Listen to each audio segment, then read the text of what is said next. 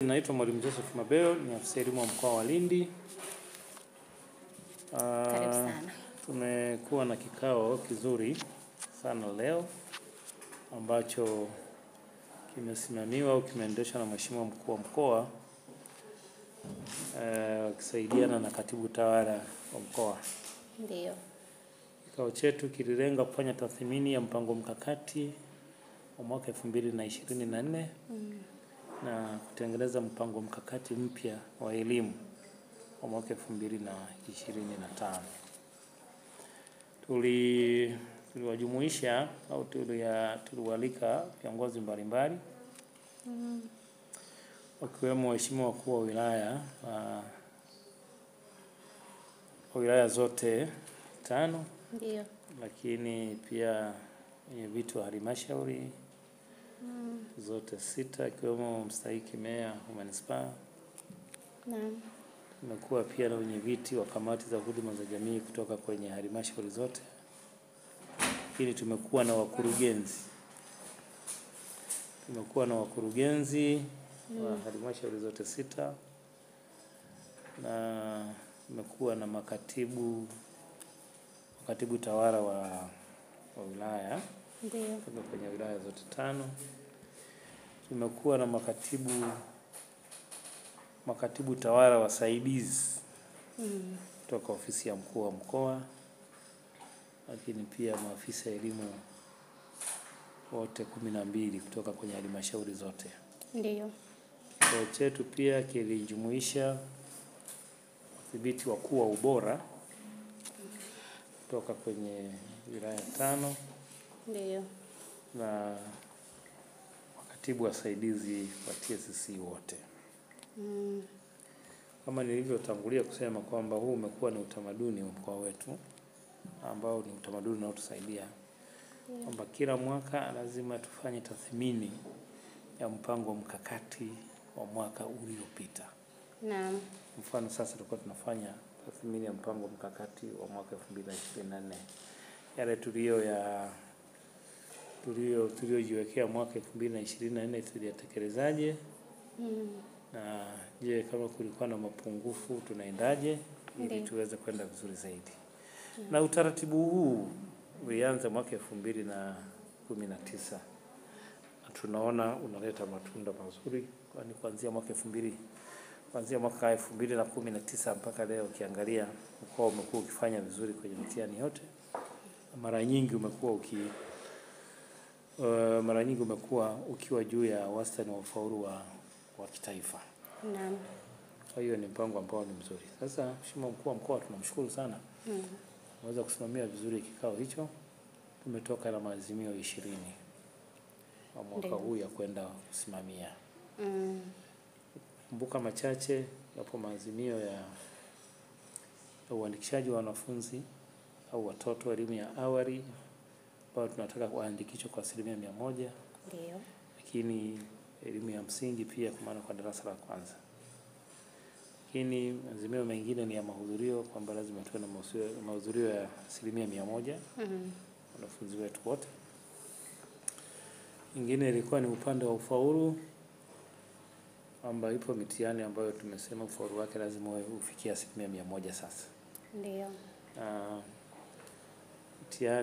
Mtihani kama ya darasa la 7 kwa tumesema ufaulu wake wa 98%. Lakini kidato cha 6 tumesema ufaulu wake wa 100% na division 1 mpaka division 3 wa 50%. Kwa 60%.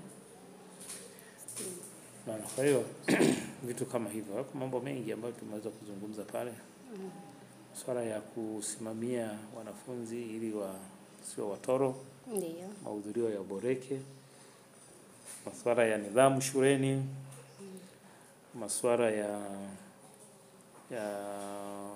somo la dini kwa ajili ya kuimarisha maadili shuleni. Ndio. Lakini masuala ya usimamizi wa miundombinu inayojengwa, tunamshukuru Mheshimiwa Rais anaendelea kuleta fedha nyingi kwa ajili ya ujenzi wa miundombinu ya shule. Lakini pia masuala ya stahiki za walimu kwamba zilipwe kwanza, zibainishwe na zilipwe kwa wakati. Okay, sawa. Liligusiwa swala la chakula shuleni, lakini pia swala la mabweni. Wazazi wengi wamekuwa ni kama hawaamini kuhusu mabweni. Hilo unatoa ushauri gani kwa hawa wazazi? Yaani ninakushukuru. Kwanza swala la chakula lazima tujue kwamba natukubali kwamba chakula ni moja ya jambo muhimu sana kwa mwanadamu, si kwa mwanafunzi tu, kwa mwanadamu. Ndio. Mtu mzima mwenyewe akiamka asubuhi anataka anywe chai, afanye nini? Mtu mzima wa miaka 18 na kuendelea. Sasa inakuwaje mtoto akae toka jana yake bila kupata chakula mpaka kesho yake saa 7 alafu hajafanya vizuri kwenye mtihani? Kwa hiyo hili nafikiri halina mjadala. Tuelewe ya kwamba wanafunzi wetu, watoto wetu wanahitaji kupata chakula cha mchana shuleni. Jambo moja la msingi sana. Wale wazazi, zile shule ambazo hazina maeneo ya kulima, basi utaratibu wa kuzungumza na wazazi ili waweze kuchangia chakula ufanyike. Lakini zile shule ambazo zina mashamba, wanafunzi wafanye hiyo programu ya elimu ya kujitegemea, walime, wapate chakula shuleni. Okay, sawa. Hili la mabweni sasa likoje mkuu? Mabweni, kwanza ni mshukuru sana Mheshimiwa Mkuu wa Mkoa kwa kulisisitiza jambo hilo. Halmashauri zetu nyingi jiografia yake ina ugumu. Ukiangalia halmashauri kwa mfano ya Kilwa, ndio watoto wengi wanatembea zaidi ya kilomita 10 kwenda na kurudi. Kwenda shuleni na kurudi nyumbani. Ndio. Na Chingwea hali kadhalika, Liwale, Mtama, kuna mazingira haya. Na baadhi yao wanapita kwenye mazingira ambayo ni hatarishi. Wanapita kwenye misitu, na wakati mwingine kuna wanyama wakali maeneo yale. Sasa imani ya kwamba kijengwa mabweni kwenye shule zetu,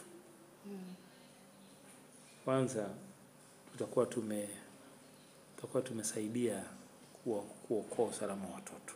Ndio.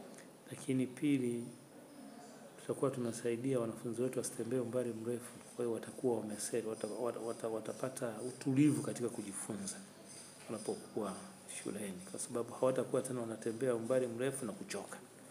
Kwa hiyo ni jambo ambalo ni jema na ni nzuri na ni vema tukalisimamia. Lazima tulisimamie hili ili kuhakikisha kwamba tunapata matokeo chanya zaidi ya kielimu katika mkoa wetu.